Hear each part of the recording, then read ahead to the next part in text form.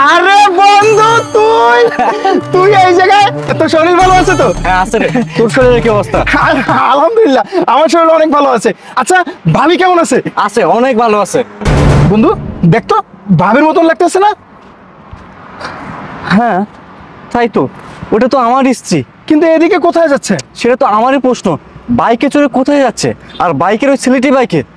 বন্ধু আমার মন বলতে সেখানে কোনো রহস্য আছে। চল না বন্ধু, এই রহস্যের জটটা একটু খুলি। হ্যাঁ আচ্ছা ঠিক আছে, আমাকে চল। হেল্প কর। আচ্ছা ওঠ, গাড়ি তোট। হ্যাঁ তাড়াতাড়ি। থাম।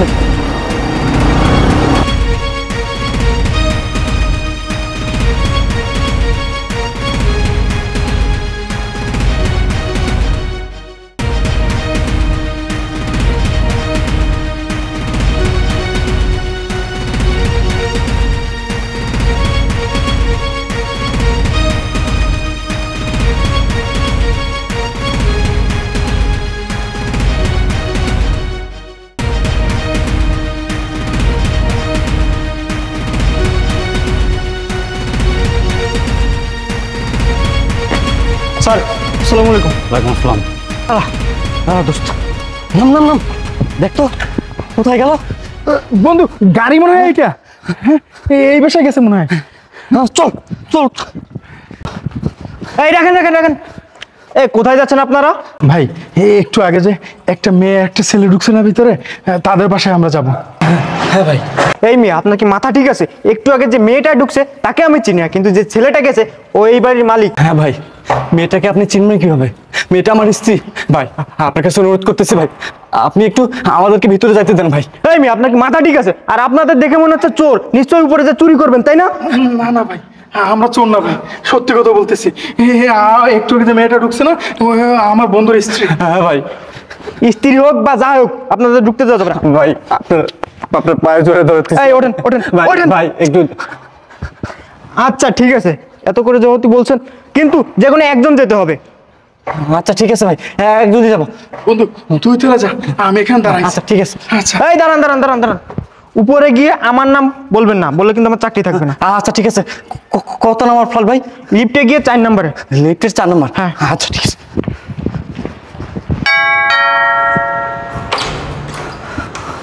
এই আপনি কে? এভাবে বাসার ভিতরে ঢুকলেন কেন? ভাই আপনি উত্তেজিত হবেন না, আপনি আমাকে চিনবেন না ভাই। আমার নাম আশরাফুল ইসলাম, আমি গাছা বাজার থাকি। ভাই একটু আগে বাইকে করে একটা মেয়েকে নিয়ে আসতেন না, মেয়েটি কই ভাই? কিন্তু কেন, আপনি কে? আমি তো বললাম ভাই, আপনি আমাকে চিনবেন না, মেয়েটি আমার স্ত্রী। এই জান, কে আসছে? এই তো হেপি। এই দাঁড়ান বলছি। হেপি, তুমি এখানে কি করতেছো? চলো বাসে চলো। এই হাত ছাড়ুন, কে আপনি? এই রাখেন, আপনি না একটু আগে বললেন উনি আপনার স্ত্রী, কিন্তু উনি তো আপনাকে চিনতেছে না। ফাজলামি করেন না, বেরোন বলছি। ভাই বিশ্বাস করেন, এটা আমার স্ত্রী হিতি। এই লোকটি কে? আর তুমি এখানে কি করতেছো? এই ও আপনার স্ত্রী হয় কিভাবে? ও তোমার গার্লফ্রেন্ড। গার্লফ্রেন্ড? ভাই আপনার বিশ্বাস হচ্ছে না, আপনি দেখেন ভাই, এটা আমার স্ত্রী। এই যে আমাদের ছবি। ইপ্তি, এটা আমি কি দেখলাম? তার মানে তুমি বিবাহিত, আর এতদিন আমাকে ঠকিয়েছো।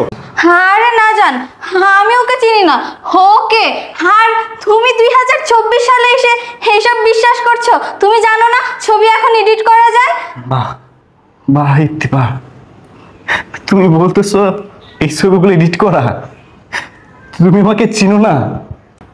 এই দিনটিও আমার দেখতে হলো কেন ইপ্তি? কিসের জন্য তুমি এমনটা করতেছো? আমি জাস্ট কল্পনা করতে পারতেছি না ইপ্তি। আমি এতদিন কার সাথে সংসার করেছি? এই মানুষটাকে ভালোবেসেছি, এই মানুষের সাথে সংসার করেছি, এই মানুষটাকে বিয়ে করেছি। এই আমি তোমার জন্য কি করি নাই? তোমার জন্য আমি কি করি নাই? আমি দিনরাত পরিশ্রম করতেছি, মাথার ঘাম পায়ে ফেলতেছি, রক্ত পানি করতেছি। কার জন্য? তোমার জন্য। হ্যাঁ, আমার সময়টা অনেক খারাপ যাচ্ছে। আজ আমার কাছে চাকরি নাই, আমি বেকার, কিন্তু আমি তো তোমার চাওয়া পাওয়া অপূর্ণতা রাখি নাই।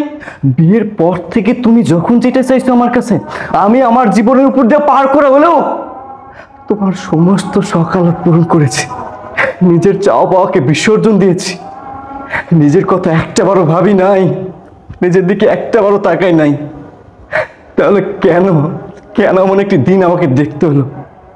তুমি আমার সাথে সংসার করা অবস্থায় অন্য একটা ছেলের সাথে সংসার করেছো। শুধু তাই না, তারই আবার বাসায় এসেছো নোংরামো করতে। এই তোমার এত কিসের লোভ বলো তো? আমার ভালোবাসা কমতি ছিল? আমার কি কোনো কিছুতে কমতি ছিল? তাহলে কেন কেন এমন একটা দিন আমাকে দেখতে হলো? কেন তুমি আমাকে দিনের পর দিন ধোঁকা দিচ্ছ? আমার বিশ্বাস নিয়ে খেলতেছো, অন্য একটা ছেলের সাথে লাশলীলা করতেছো। আরে বেঈমান নারী, তুমি তোমার অবস্থাটা বলে গেলে কিভাবে? তুমি কোথায় ছিলা আর কোথায় আসছো? তোমাকে একটা ভালো ফ্যামিলি দিয়েছি, ভালো একটা সংসার দিয়েছি, তুমি তার কদর করলে না। অ্যাটলিস্ট তুমি আমার ভালোবাসা পর্যন্ত বুঝলে না। আমার ভালোবাসা পর্যন্ত বুঝলে না। জানো ইফতি, আমি চেয়েছিলাম তোমাকে হ্যাপি রাখতে, ভালো রাখতে। আমি ভেবেছিলাম তুমি আমার কাছে অনেক ভালো আছো, আনন্দ আছো, কিন্তু না, আমার চিন্তা চেতনা ভুল। তুমি তো ভালো থাকবা এই লোকটির কাছে। ঠিক আছে, আমি তোমাদের একসাথে থাকার ব্যবস্থা করতেছি। ওই লোকটিকে তুমি বিয়ে করো, তোমরা সুখের সংসার করো, এটাই আমি চাই। আর ভাই, আপনি কিভাবে পারলেন? আপনি কি একটাবার খোঁজখবর নিলেন না এই মানুষটি বিবাহিত কি না? জানেন ভাই, এই সমাজে আপনার মতো কিছু মানুষ আছে যাদের জন্য প্রত্যেকটা ঘরে ঘরে অশান্তি লেগে থাকে। ভাই, আপনাকে দোষ দিয়ে কি লাভ? যখন আমার ভালোবাসার স্ত্রী আমাকে বুঝলো না, আমার ভালোবাসা বুঝলো না, তখন আপনাকে দোষ দিয়ে কি লাভ? এতে যাও, আমি আমার মনের কাছে থেকে তোমাকে মুক্ত হয়ে গেলাম। কোনোদিন ভালোবাসার দাবি নে আমি আমার এই মুখ নিয়ে তোমার সামনে দাঁড়াবো না, আর কোনোদিনও বলবো না তুমি আমার একজন ছিলে, তুমি আমার ভালোবাসার মানুষ ছিলে। তবে আমাকে একটা কথা বলো তো, কিসের জন্য, কি এমন লোভের জন্য তুমি আমাকে ঠকালে, আমার বিশ্বাস নিয়ে খেললে? বলো, কি বলো? তোমাকে এই প্রশ্নের উত্তর দিতেই হবে, বলো। আশরাফ, আমার ভুল হয়ে গেছে, আমি বুঝতে পারিনি, আমি টাকার লোভে অন্ধ হয়ে না বাড়ি বাড়ি দেখে আমি চোখ বন্ধ হয়ে গিয়েছিল, আমি তোমার ভালোবাসা দেখতে পারিনি। আশরাফ প্লিজ, আশরাফ। বাস, আর একটাও কথা বলবে না। এত বড় একটা অন্যায় করে আমার বিশ্বাসের সাথে খেলে আমার ভালোবাসা ভেঙে দিয়ে তুমি বলতেছো তোমার ভুল হয়েছে। ভুল তুমি করো নাই, ভুল করছে আমি। তোমার মতো নারীকে ভালোবেসে বিশ্বাস করে আমি আর তোমার সাথে সম্পর্ক করতে চাই না, তোমাকে আর আমি ভালোবাসতেও চাই না। তুমি তোমার মতো থাকো, আমি কেন? হেই সজীব, শোনো না, ও তো চলেই গেল, চলো আমরা বিয়ে করে সুখী সংসার করি। এই রাখো, তুমি তো ওকে ঠকাইছো, তারপর আমাকেও ঠকাইছো। আমি চাই না তোমার মতো মেয়ের সাথে সম্পর্ক রাখতে। বেরো বেরো বলছি আমার বাসা থেকে।